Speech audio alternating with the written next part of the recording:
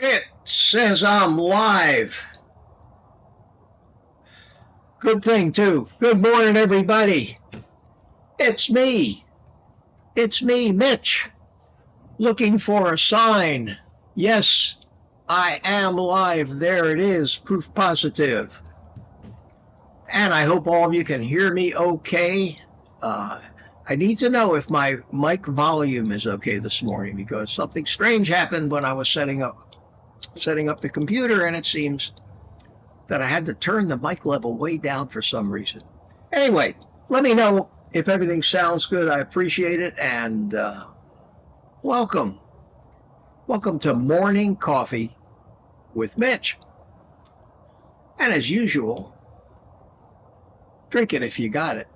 Today, I got Dogbert keeping me company.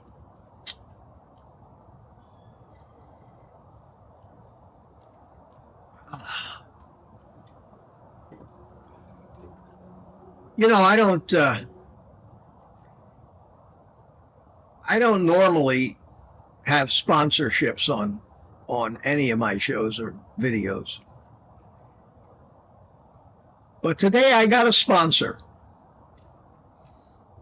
This video is brought to you by oxycodone.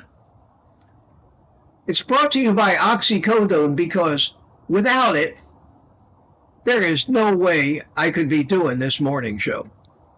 So as much as I hate the drug companies and as much as I don't like to take prescriptions, I have to give them a shout out this morning because this kidney stone thing, and I'm sure most of you know that I'm dealing with that.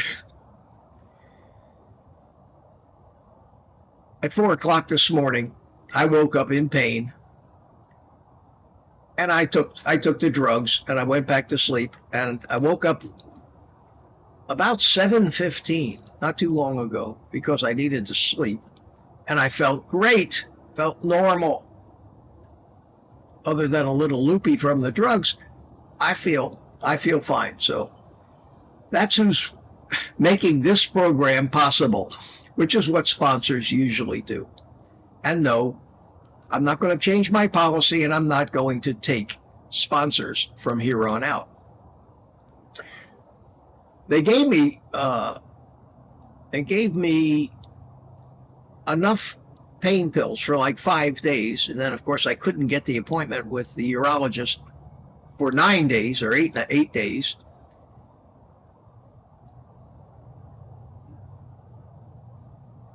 That upset me tremendously. I'm saying, don't when they do this stuff, they don't take the real world into account. And people suffer for it. And it's a good thing I got connections at the hospital or I would be. But I've made arrangements to make sure that somebody's going to be there to see me before I run out of pain pills. If that stone hasn't passed, which they told me would take a week or two. Now, you'd think if they tell you a stone is going to pass in a week or two, they would make sure you're taken care of for that week or two. They wouldn't just throw you out into the wind, trying to get appointments with doctors that can't see you. And if you think trying to renew an oxycodone prescription is easy, it is impossible. I mean, they put in big letters, no refills. And I don't blame them. It's narcotic. So I'm taking care of. Hopefully we'll get through it. Hopefully this thing will pass. I'm pretty well planning on going to the emergency room over the weekend where they'll have a on-call urologist who will be able to tell me if I'm going to need a procedure or some kind of surgery or something like that. But in the meantime, as long as I got the pain pills, I'll be here. I'll be here. So good to see you, everybody. Let me bring in Ellen. And we'll put her up in the corner. I don't have a lot of news this morning. I did watch the morning news a little bit, and I do that to see what the topics are and who's talking about what. And there's only 2 things in the news this morning. 2 things. Number 1 is politics and political ads, and it's getting oppressive. And the second thing is the suitcase lady trial. And that's very, very entertaining. And I think at this point, from what I'm hearing, they're going to let her off. I don't think they're going to convict her.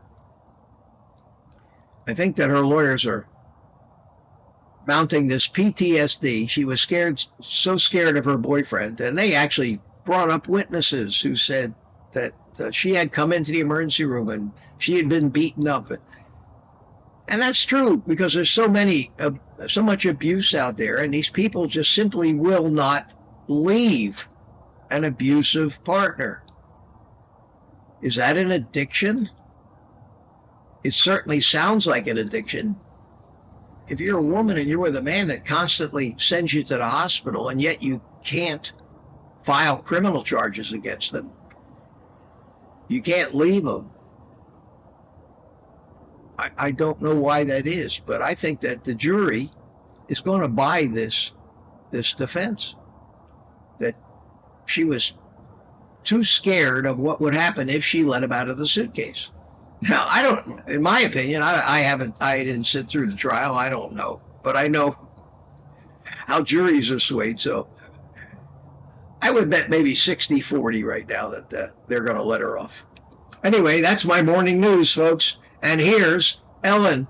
Surprise. Hi. How you doing, Ellen? Good morning, everyone. Cheers.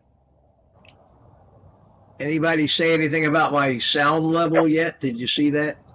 Yes. Let's see. Satya said that you sounded fuzzy, and Rick said your mic is clipping. It's clipping. I see it here. So yeah, and that's a sound that it's just way too loud, and I have turned it down almost all the way. Let me go into my settings.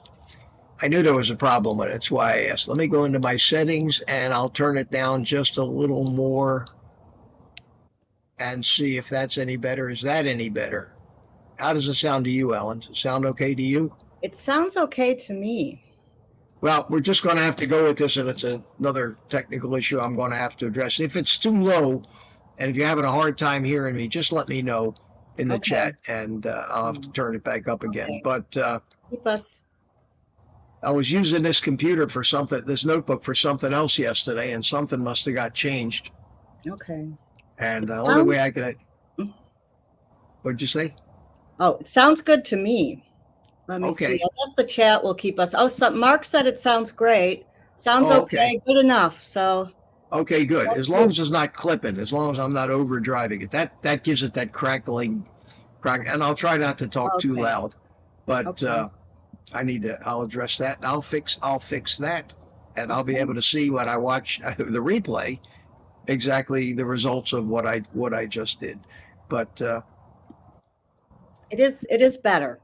Okay, good. All right. Thank you.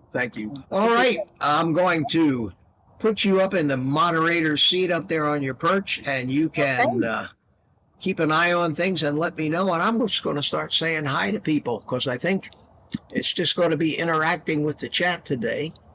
So let me know if there's any questions or anything like that. But Peter finally made it.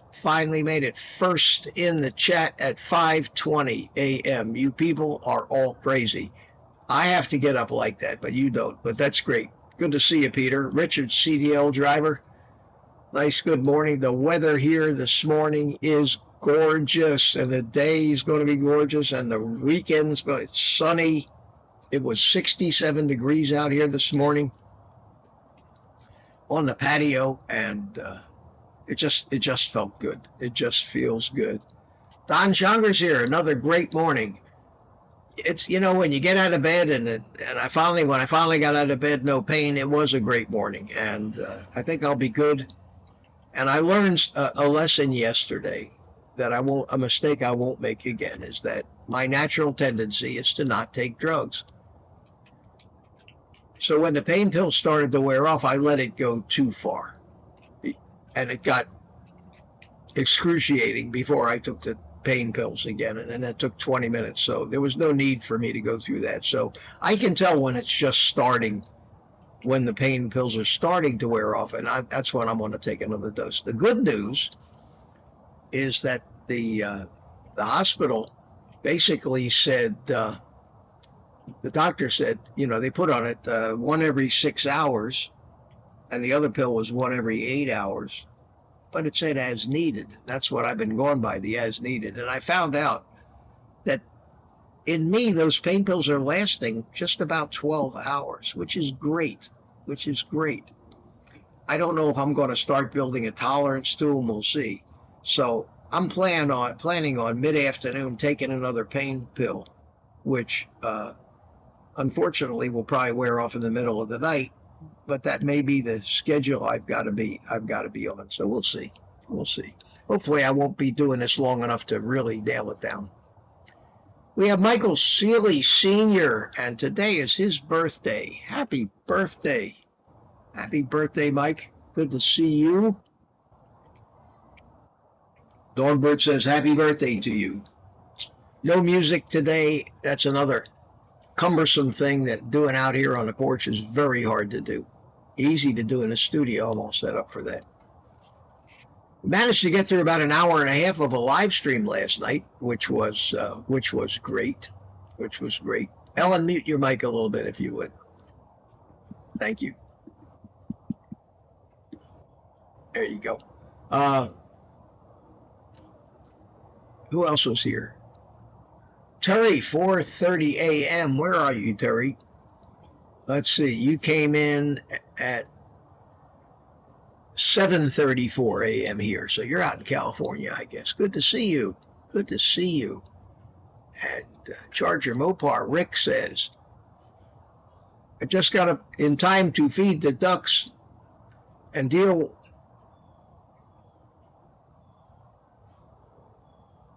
with the, it says here, Jalloween cat. I don't know what that is, but good to see you. Good morning, Rick. And Standing Foot is here. How you doing, Standing Foot? Do doctors ever test the makeup of people's stored fat? Could stored fat be different types due to concentration of eating lots of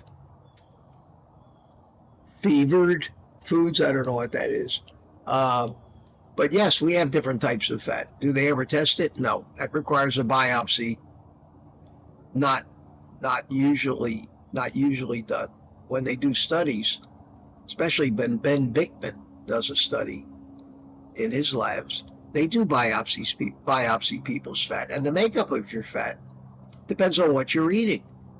There's also different classifications of fat. You've heard of white fat, brown fat, visceral fat. These things are a little different, but I think the biggest difference in the fat, and I may be wrong, are the actual makeup of the omega-6s and the omega-3s, the ratios, and that depends on what you're eating. Mark Booth is here. How you doing, Mark? Good morning, he says. Good to see you. And Mike Seeley is here. I think Mike, yeah, he's in town. He's in Kissimmee over by Orlando, so he's here to celebrate his father's birthday. They are going to the Estampa Gaucha Steakhouse, the Brazilian steakhouse, where we're going to be meeting tomorrow. And they invited me today, but I don't think I'm up for eating tons of food until I'm over this thing. I ate very, very light yesterday, probably going to do the same today. But I'll be there tomorrow. And happy birthday there, Michael Sr. Patty Molden, good morning all. And this is Jesse's Adventures. Good morning to you. Good morning to you.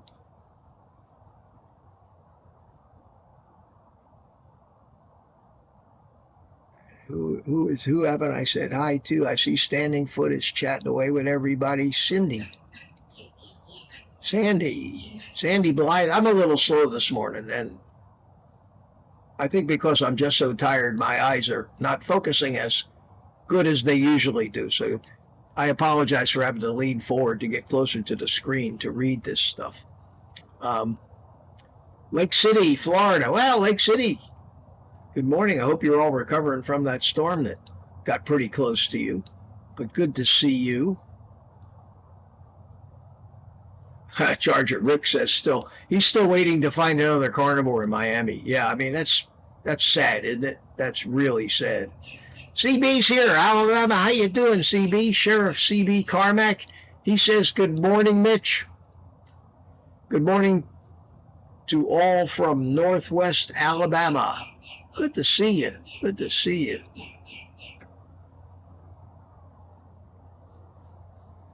And then I chimed in at 8:06.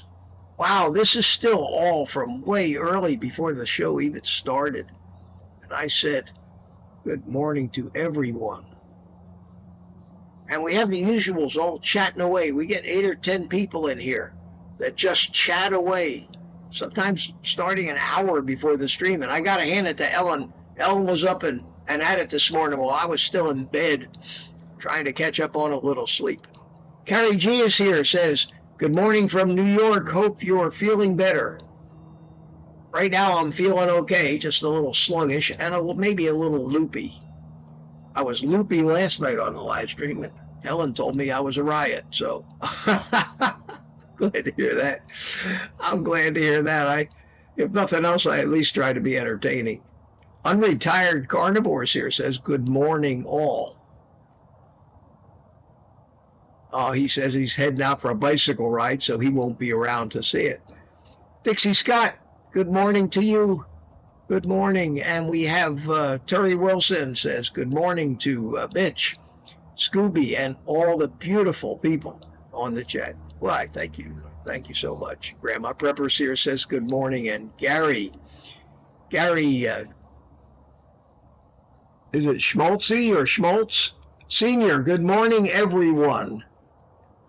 Lori's Carnivore Story is here. It's good morning from beautiful southwestern Ontario, Canada. Coffee is ready. Yes, it is. Sacha's here. How you doing? How you doing? First in Arizona. I believe you are. I believe you are. William McCartney says, good morning, everyone. And chatting away, chatting away. Everybody's wishing Michael Seeley Sr. a happy birthday. Mark C. is here. Hey, Mark. How you doing, my friend? Good to see you.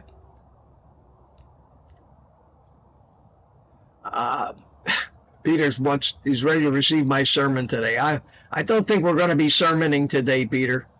I think we're just going to be chatting away and answering some questions if I can. And that's usually what triggers one of my little down the rabbit hole explanations of things. So ask questions if you got them. Ask questions about anything, about kidney stones, whatever. I'm becoming an expert on that. Nikki W. Says, good morning from Iowa. You're the first one here from Iowa. Standing for congratulations. Congratulations. 1 year. Got his 1 year token on Carnivore. Good for you. Good for you. And we're chatting. Ann is here. Moorhead. How you doing, Ann? Good morning. Good morning from across the pond. Good to see you. Glad you're here. Glad you're here. And the antique action figure is here. I'm actually on time this morning. Yes, you are. Yes, you are, because you came in right at 8:30. Because at this point, the chat actually officially started. Mark Booz is saying hi to everybody. And everybody's saying hi to everybody else. Tom is here. Tom says 5x5, which is code for the sound is great. And Ellen, you can just nod. You don't have to tell you. Has anybody said anything more about the sound? No? Okay. So I guess everybody can hear me, and I'll just have to figure out why I had to turn the volume so far down to make it work. Dixie Scott. Sounded okay to her, sounds okay to Ellen, and then some people in the chat tell me it sounds terrible, and I believe them because when I watch the replay, it sounds terrible. So, yeah, here's all the chats of people. Twin Brooks Acres tells me loud and clear. Booby Goats is here. How you doing, my friend? Good to see you. See, you chimed in, Mitch, a little fuzzy. Yeah, it would be fuzzy if it's clipping.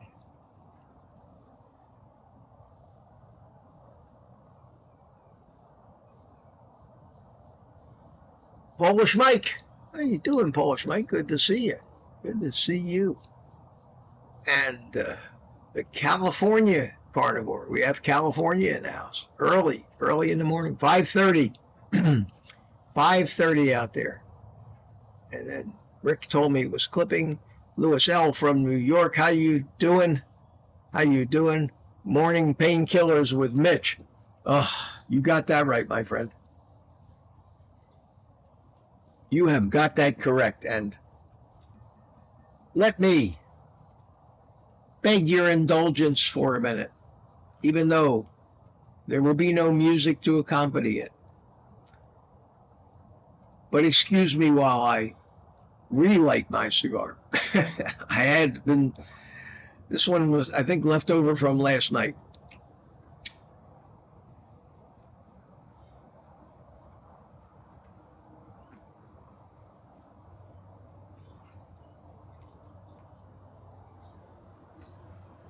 There we go. There we go. Thank you. Thank you for your patience. And we have Rose Borgman is here. Hi, Rose. How you doing? Good morning to you. Good morning. I'm glad you're feeling better. I'm managing it okay. I can't imagine. This is certainly a lot better than the last time I went through this, but it still takes its toll. It takes its toll.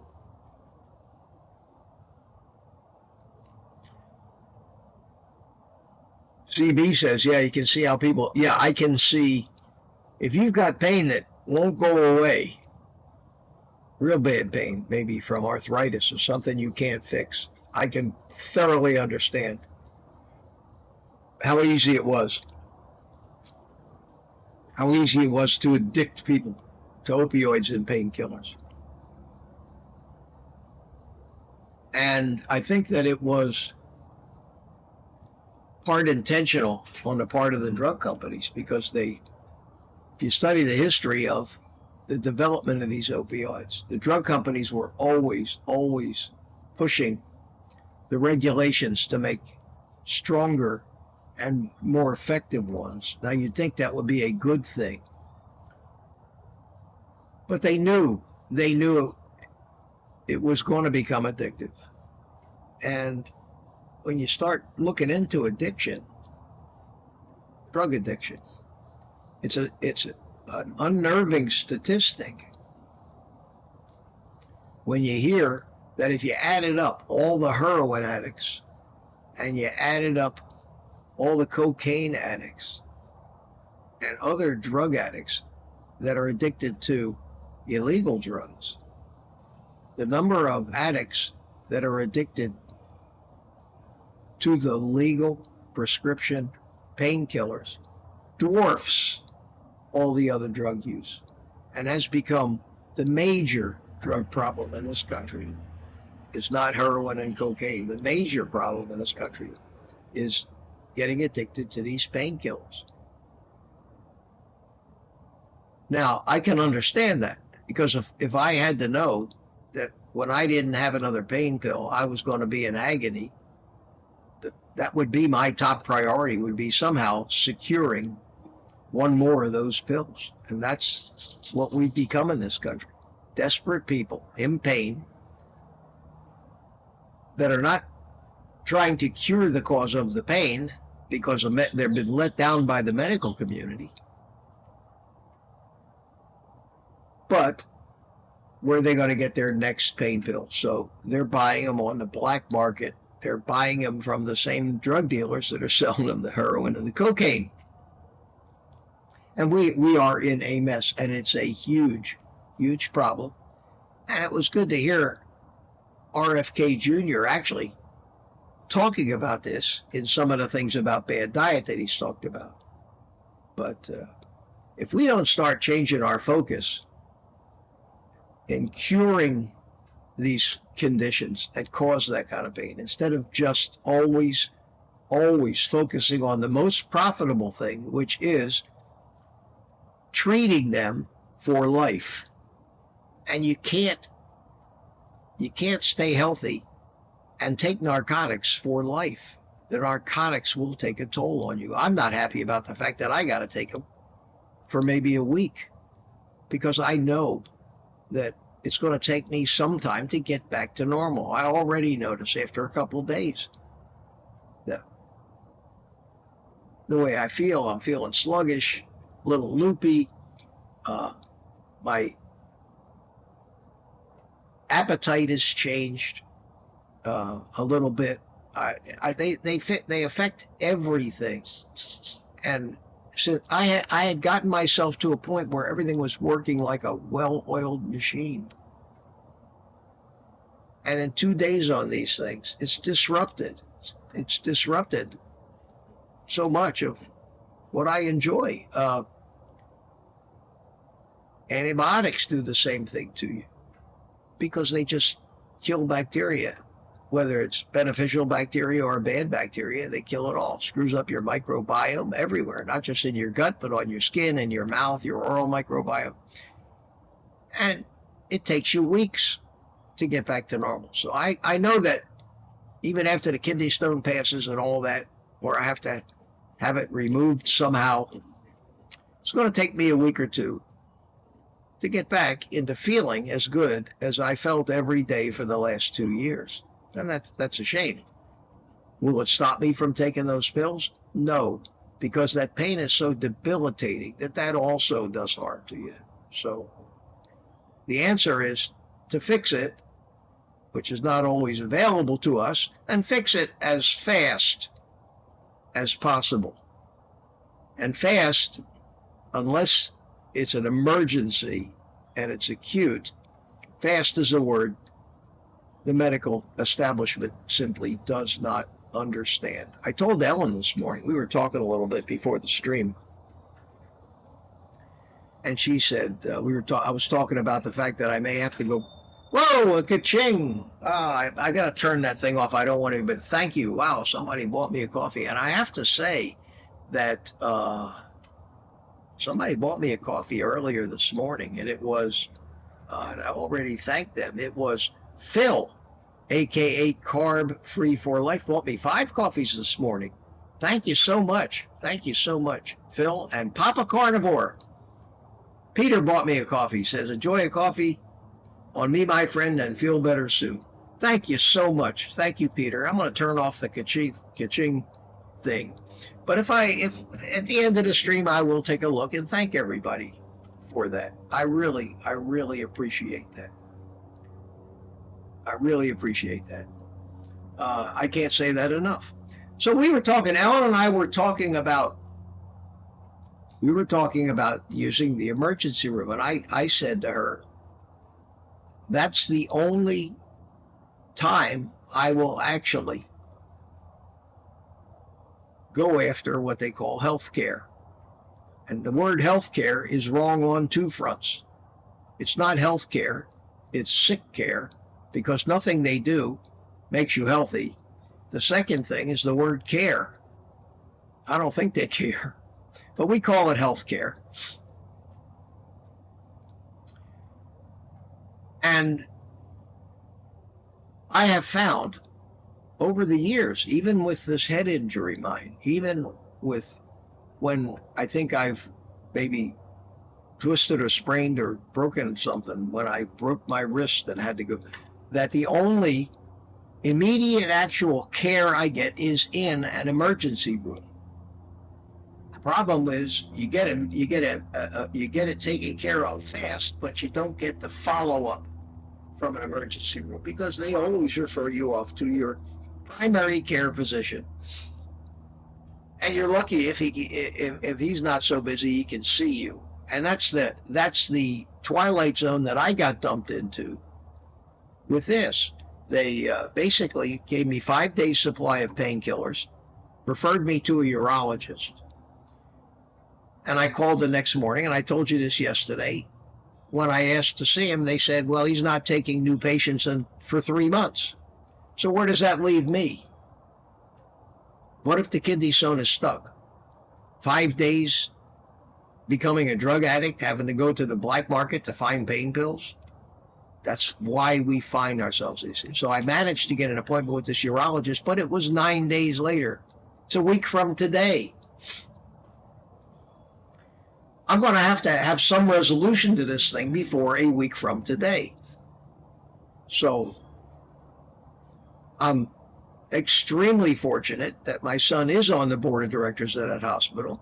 And I told you this yesterday, and I hate to call in shits like this, but isn't it just a travesty that in order to actually get the follow-up care you need, because you can't get it out there in the doctor's office, isn't it a travesty that you got to be a VIP or know somebody? And he arranged that if things are getting desperate, their normal on-call urologist at one of the hospitals, one of his hospitals, is going to be there after Saturday, but he's not going to be there today and tomorrow. And I'm all right for today and tomorrow. But at least I know that if this thing is not passing, and I was only given a 50-50 chance that it would pass on its own, because it's, not a tiny stone. And I'm going to need, they call it surgery, but they don't cut you open. They either go in and grab it, they bust it up with ultrasonic, they call that lithotripsy. But I'm going to need a procedure and maybe stay overnight in the hospital. I at least know and don't have to worry about being stuck out there suffering, because everybody's too friggin' busy. And that's just me. How about all of these people that are sick and suffering? How do they get the care that they need? They don't. They get a 5-minute interview with a doctor and yet another drug's thrown at them. And that is the system we have. And sad to say, probably still one of the better systems in the world, because when you listen to Lee Kopus, Ken Carnivore, you listen to him go off about what he went through with his whole ordeal of ulcerative colitis and then having his colon removed and then all this other stuff. And just his ordeal that he talked about a few days ago of having to go into, because he needed a CT scan to find out what was wrong. Turned out that what was wrong was a result of the last surgery that he had. And once you let these people start screwing with you, things, it's a trap. It's a trap. It reminds me of the scene from The Godfather, where he says, just when I get out, they pull me back in. And that seems to be the way it is with the medical system. So Ellen and I were talking about it, and I said, yes, I only go to the emergency room for one reason. Because they have a lab, and they have imaging, and CAT scans, and MRIs, and all that stuff in the hospital. And they can diagnose you. They might not be able to treat you, and they may just refer you, but at least you get a diagnosis. And that's why I finally broke down and went to the hospital. And that's why Lee Kopus broke down and went to the hospital, because when you have that kind of pain, it could be a number of things. And the first thing you got to do is find out what it is, or how can you treat it. So I went to the emergency room. I found out what it was. And the emergency room is the only place that you'll ever find out what it is. And that's why Lee went, because he needed to get a CAT scan. Now, if he had gone to his primary care physician, you know how that goes. You call your primary care physician on the phone. Hi, this is Mitch. I have a real problem, and I'm in pain. I need to see the doctor. How soon can I get in? Well, you know what they're going to say. Go to the emergency room. Call 911. I mean, that's the way every doctor's office, answering machine recording starts. Hi, this is Dr. So-and-so's. If this is an emergency, hang up and call 911. I mean, because they can't take care of you. Because if you go to a doctor's office with something that isn't acute, you may as well write the next week off your calendar, because what they'll do is they'll say, okay, here's what you need to. We need these blood tests, so here's a prescription. Go over to the Quest lab and get the blood tests. They'll send the results to me. And you're going to need an x-ray, so now you got to go over to this imaging company and get this x. So then you got to deal with the lab and try to get in there, and they're probably too busy to see you the same day. And then you got to get into the imaging company, and then you got to wait while the doctor gets back. The radiologist reads the x-rays, and then the doctor gets all the reports, and then he'll make an appointment to see you next Thursday. And that's why I don't deal with primary care physicians. I have my PCP, a nurse practitioner at the VA. I go in once a year just so I can get some blood tests and take a look at them. And I take a look at them myself and don't even listen to anything. And I can tell what needs attention and what doesn't. And I found that you stand better odds of being healthy if you just stay away from this entire mess of a healthcare system that we have. And that's what I'm doing. But even doing it that way, you still find yourself in limbo after the emergency room gets done with you, gives you the pain pills, and they won't give you. When they prescribe a narcotic, they'll only give you a few days. They're not going to give you enough to get addicted, because then you'd be suing them. So that's where I am right now, and it's tense, and it's going to be tense until I finally get rid of this thing, either by surgery, which I had to do the last time 9 years ago that I couldn't pass one, or it finally passes itself. And I'm taking whatever prescriptions I think are necessary to keep me out of pain, and I'm taking that Flomax, which is supposed to relax the ureter and help the thing pass. I have no clue how far it's gotten yet, and that's why I may opt to go into the emergency room on Saturday to get another CT scan to see if it's moving or it's just stuck. Because if it's just stuck, it's never going to go away. Why would I want to put off until I go in and see this guy they referred me to next Thursday, and then have him tell me, well, we need to get another CT scan, so go over to this imaging company. No, I'm going back to the emergency room where they got a scanner and they can find out right then and there, and there's going to be a urologist on call that can deal with it. Unfortunately, there are very few of us in this world that have those kind of connections to be able to get that done. I'm fortunate in that regard, and I feel so for the runaround that most of the rest of us get. Anyway, you wanted a sermon, Peter? There it was. Yeah. Doesn't take much to get me going on things that I'm unhappy about.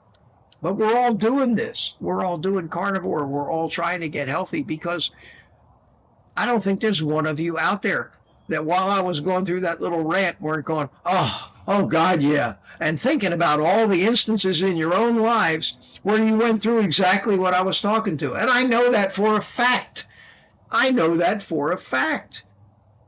Because this happens to everybody.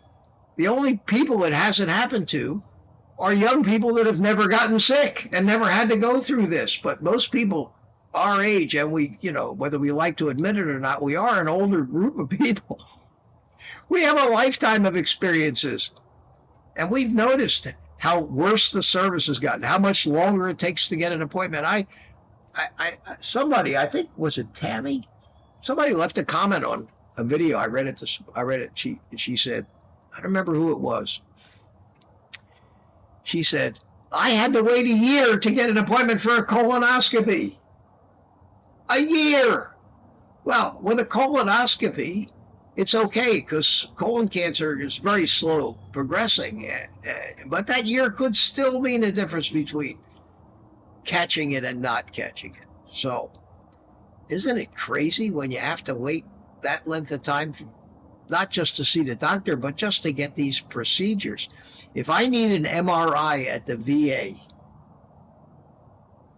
4 months. It's a 4-month wait. If the VA thinks it's acute, they'll refer me out to the private sector. When I go out to the private sector, then I get the runaround. Hi, Dr. So-and-so, the VA just referred me to you. Oh, well, the doctor is not taking any new patients for 6 months. We're sorry. So I go back to the VA. You got another doctor. Well, we only have 3 doctors that will accept what the VA pays. So, no, here's another one. Try this one. And it never works. And then I go back in and I say, okay, we got to fix this. What do I do? And I end up in the emergency room. So I've learned. Just go to the emergency room. I know you're not supposed to go unless it's an acute thing, painful, life-threatening emergency.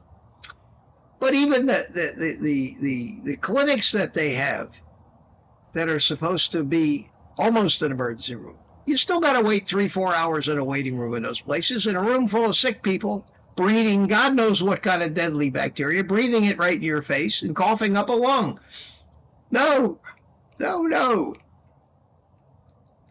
We have a problem. And the only real solution to this problem is somehow stay healthy. Unfortunately, when you have a kidney stone or you get in a car accident or you fall and break your hip, I don't care how healthy you are, you need to be in the hospital. So that's where we are. All right, that was an appendix to the rant. You definitely have to, light your cigar. Yeah. Ben? So tell me what's going on in the chat, Ellen. Okay, well, here's an interesting idea Meditudes had. Have you tried a vibration plate? And for you to apparently, shake up, vibrate out the stone. It's kind of an interesting idea. It's funny. Yes, I thought of that. I thought of a lot of things because even in the notes they give you from the hospital, they do talk about moving.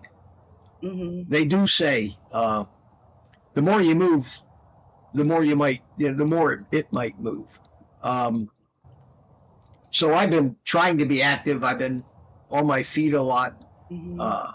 I don't have a vibration plate. I'm not going to, it might work, and I'm certainly not, I don't need a vibration plate for anything else. I'm not going to buy one for this, but I'm trying to, yesterday I actually jogged in place for a little while just to, bounce around a little bit. Whether that's going to do any good with a 6mm stone or not, I don't know.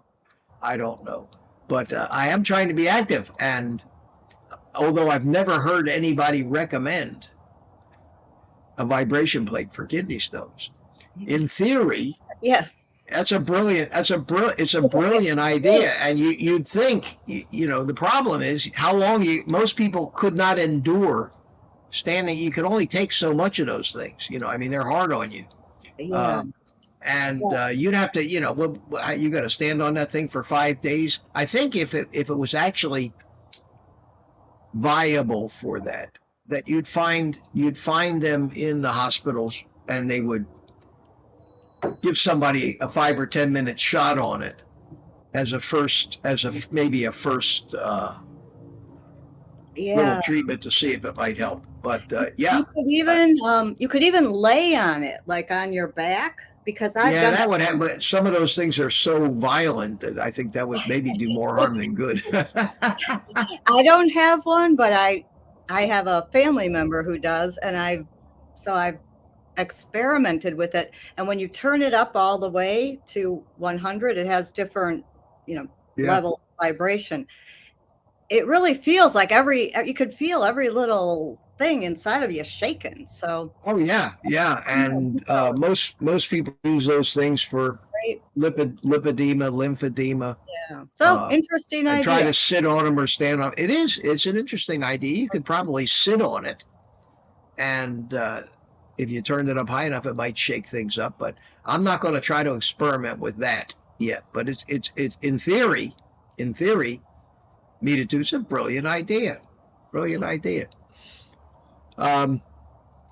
Any questions in the chat?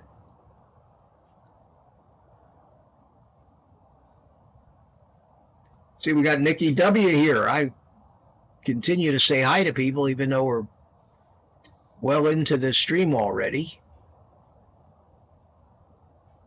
There's Felix. Felix says, Mitch, Any news about the BRICS meeting? BRICS is half of the world's population.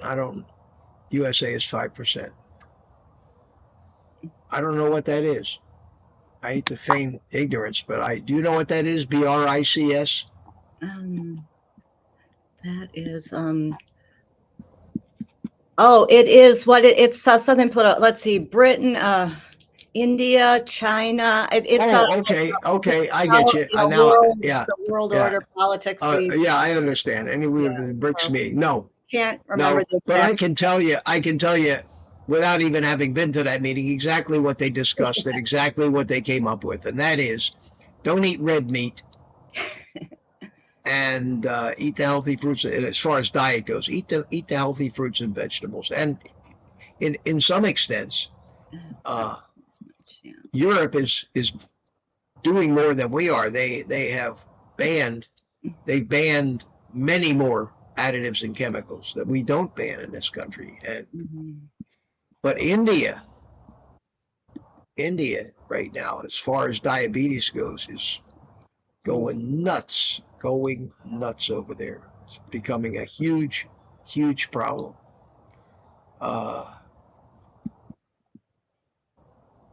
So that's what BRICS is. I never heard it referred to like that, but I try not to follow that globalist crap because it's so predictable.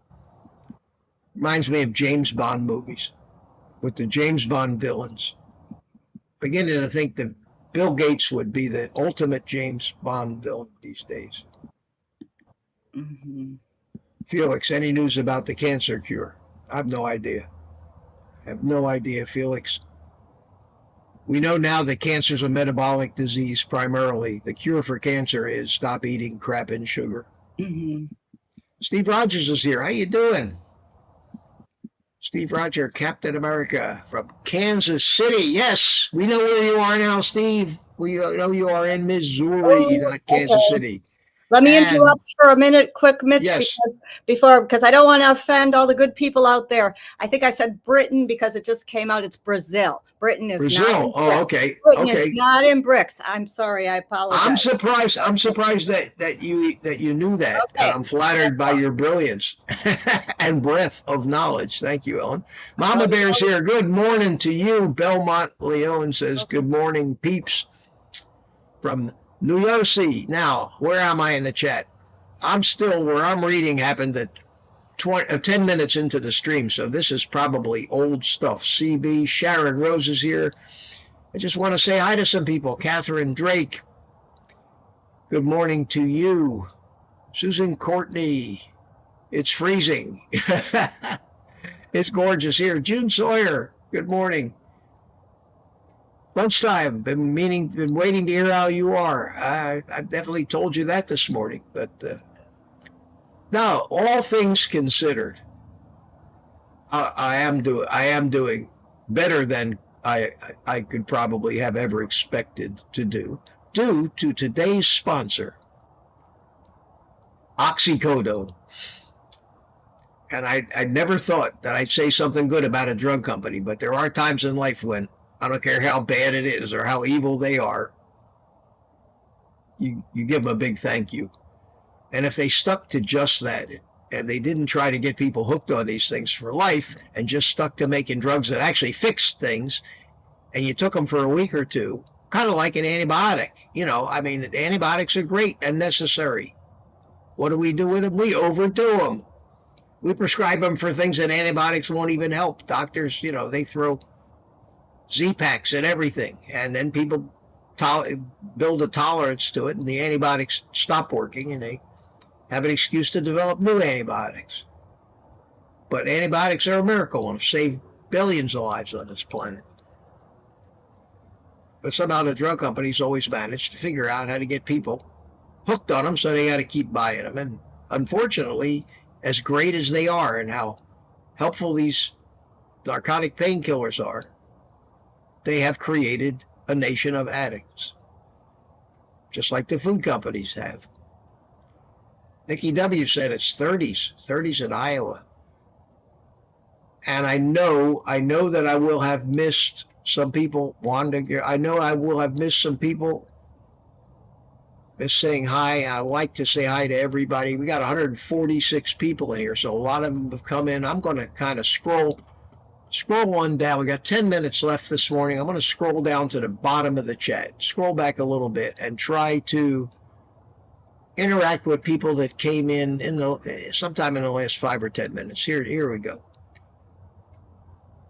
And let me look for somebody I haven't said. Jax is here. Jax, we avoid doctors like the plague. My hubby regrets getting stents. Yes, yeah.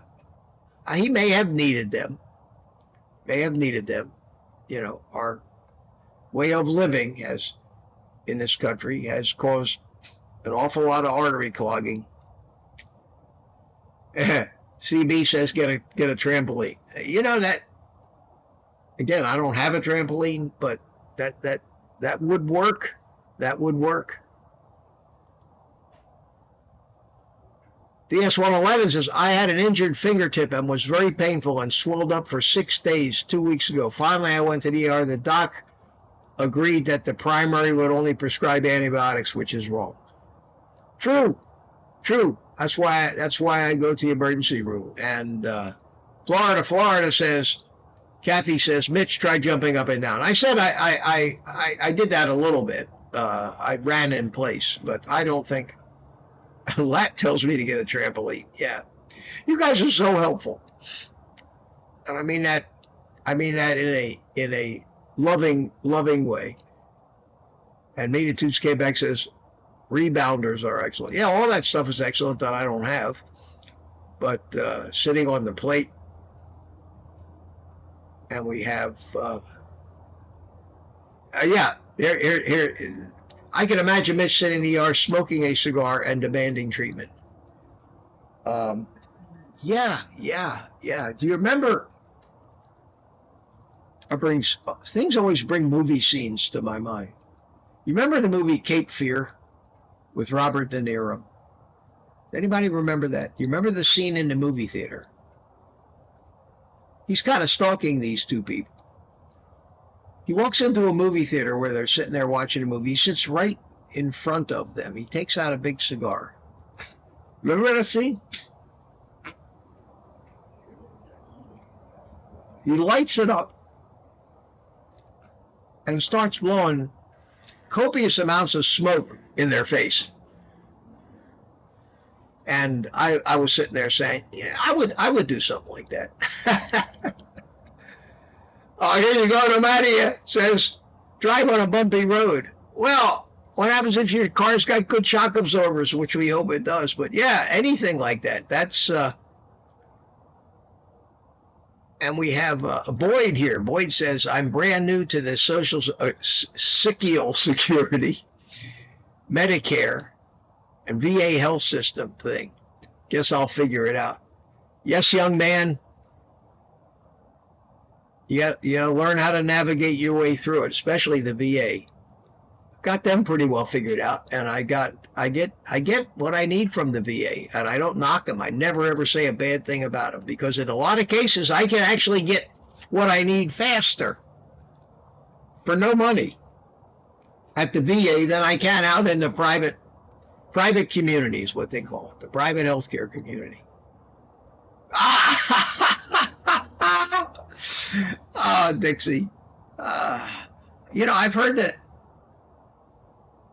this may be a little risque, but I've heard that some women kind of get some pretty good feelings by sitting on a washing machine. So, I mean, not that I've ever seen it, or not that I think there's anything wrong with that, but that's the first thought that popped into my mind when I read your comment. I gotta laugh out of Ellen. Yeah, figures, Mitch. Anyway, I won't comment on that, but there is a question. Jim, oh, okay, good. Quick, wanted to know. Now, where did Jim Alvear. Hiya, Jim. I know Jim. I see his comments all the time. Did you see it? Okay, well, here it is. No, I didn't see that one. I see his comments on the videos. He was wondering, and if even 2 years of strict carnivore wasn't enough to fix kidney stones, or if somebody has asked that. So, yeah, that's a great point, Jim. That's a great question. And obviously, since I've been on carnivore for 2 years and 3 months, the answer is no, because getting rid of kidney stones naturally is a function of oxalate dumping, if they're oxalate stones, okay? And most of them are. Calcium oxalate.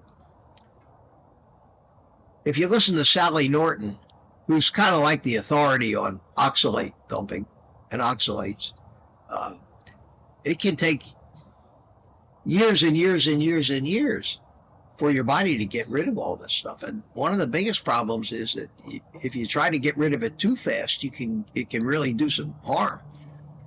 And in some people who are so oxalate ridden, got it in every joint of their body, kidney stones. I mean, these were the health freaks that lived on spinach smoothies, you know, juiced everything, just concentrated the poisons.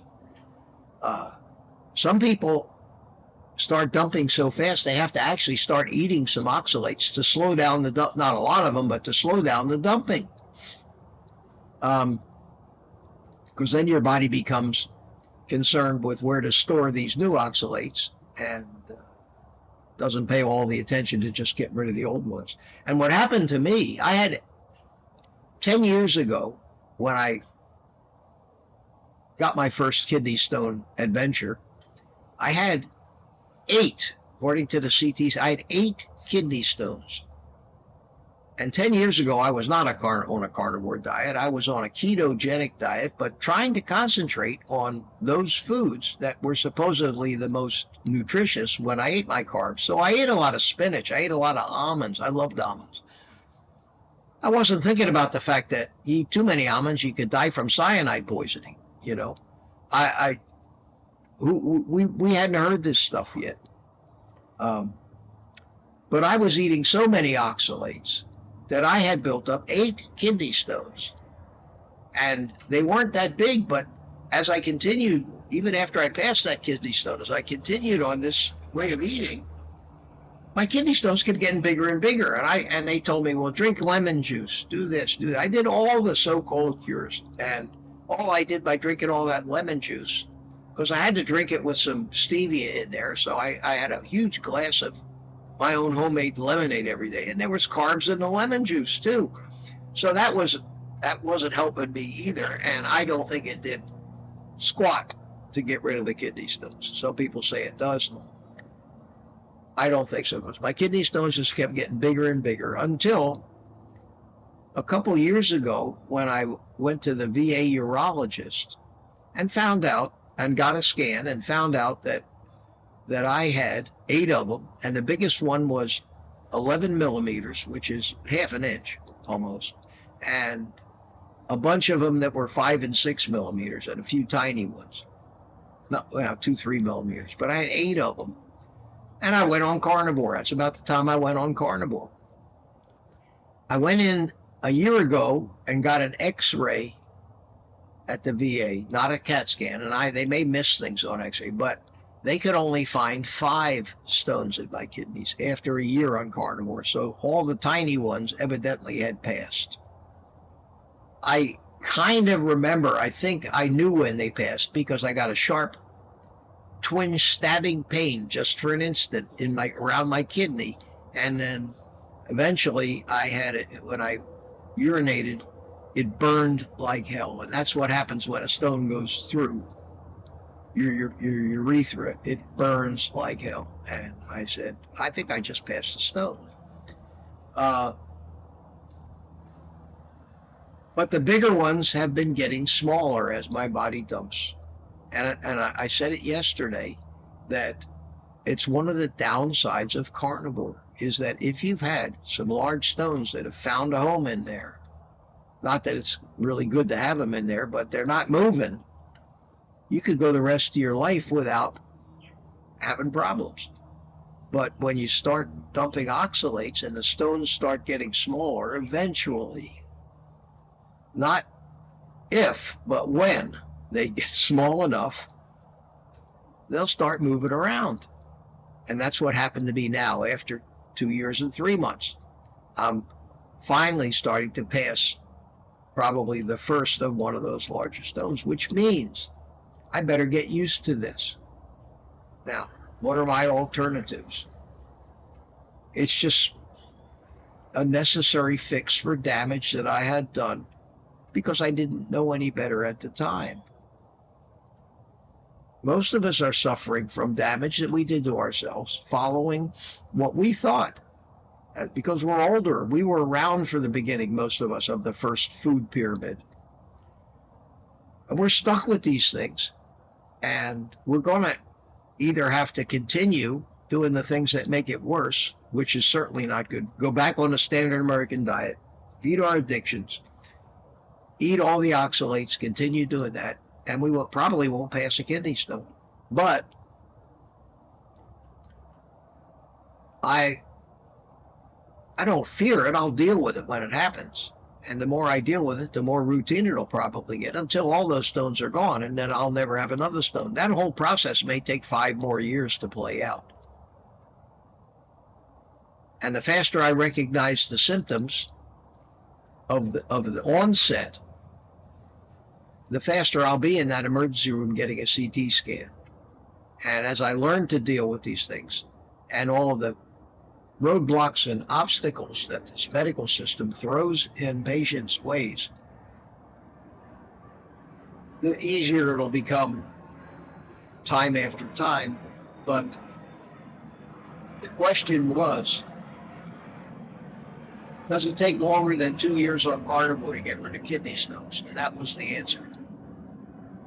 I can tell you from personal experience. It isn't personal experience the only way we ever know anything for sure. First-hand experience. I know from first-hand experience that, yes, it does take longer than 2 years. So it's a great question. Great question, Jim. Great question. And it's getting late. It's getting late. I'm over time again, but that's okay. It doesn't matter that I'm over time. Let me see if anybody else bought me a coffee today. No, just Peter. Thank you, Peter. Thank you so much. So many of you bought me coffees this week. I'm surprised. I'm not surprised because it's not something I expect people to do every day, just once in a while. Those who did that the past few days, thank you so much. Peter, I love you, man. Thank you so much for that. And I think I'll bring Ellen back in. And I got nothing else to say. I think, well, I do have other things to say, but I don't want this to become 2 hours. I'm looking at the last few entries in the chat. Carnivore Journey says, hospital doesn't want to recommend a vibration plate because it may fix the problem. Oh, here we go. Here we go. Sharon McCabe. Hey, how you guys doing? Vernon and Sharon, I met them at the Tampa meetup a couple months ago. Hope you're feeling well. Did you used to use powdered drinks, lemonade, iced tea? No, I would actually make my lemonade with concentrated lemon juice.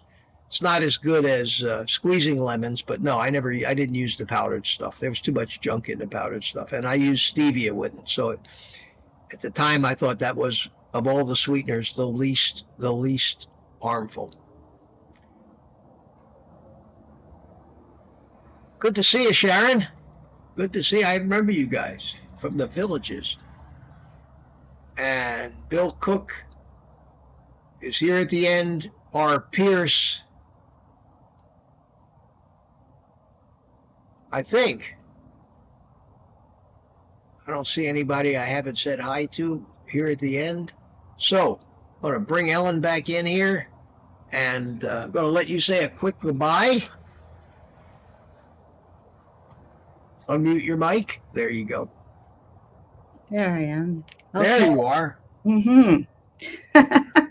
Carnivore Journey, that was a funny comment at the end. That had me laughing. Wow, that went so fast. Isn't it amazing? It did, didn't it? It's crazy. Thank you all so much for being here. It means so much to me, and I know to Mitch, and this is just so much fun. I'm glad you're enjoying it. I'm glad you're enjoying it. Have a great day, everyone. great discussion. Thanks for all of the comments. And thank you, Ellen, for a good day. being so prolific in the chat. So we'll see you. We'll see you.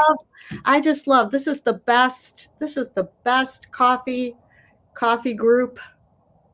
That's great. I'm so happy to hear that. Okay. Because why else would you, if you didn't love it, why else would you do it? Okay. Thanks. I will see you in the morning then. Oh no, I'll see you tonight, Thursday night, private community live stream. Yes, right. That's right. I can't stay off of this thing. No. Okay. So all right. Bye. See you later. And that leaves just me, the cigar, and Dornbert. So for the rest of you that are still here, I hope you all have a great day. Thanks so much for your concern about me. Warms my heart, and we'll get through it. No doubt about that. We'll get through it. Got nothing else for you this morning. Private community, those of you, I'll see you tonight, 7 o'clock p.m. Eastern time. Those are always fun. I may sit back and let you guys do all the work tonight. And I'll be back here tomorrow morning, Friday morning, 8:30, for morning coffee. And with that, my friends, you can now take the rest of the day off and make sure to eat meat.